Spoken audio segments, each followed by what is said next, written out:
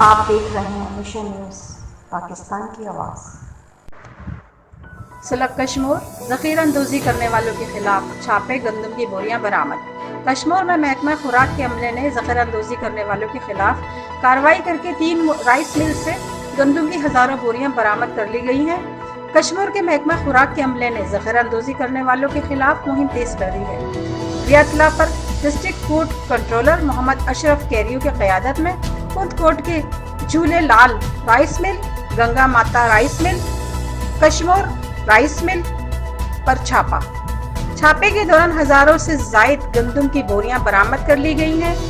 P F C محمد اشرف کیریو نے media سے گفتگو کرتے ہوئے کہا کہ ذخیرہ اندوزی کرنے والوں کو کسی بھی صورت میں معاف نہیں کیا جائے گا۔ ہم فوڈ سینٹر میں باردانہ دینے کے لیے بیٹھے ہیں۔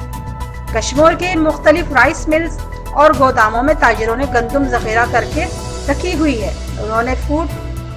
انہوں نے گندم فوڈ سینٹر پہنچانے کا وعدہ کیا ہے۔ اگر رائس ملز مالکان فوڈ سینٹر میں گندم نہیں پہنچاتے تو ان کے خلاف قانونی کارروائی کی جائے گی۔ رپورٹ عنایت اللہ ملک، مشن نیوز، کشمور۔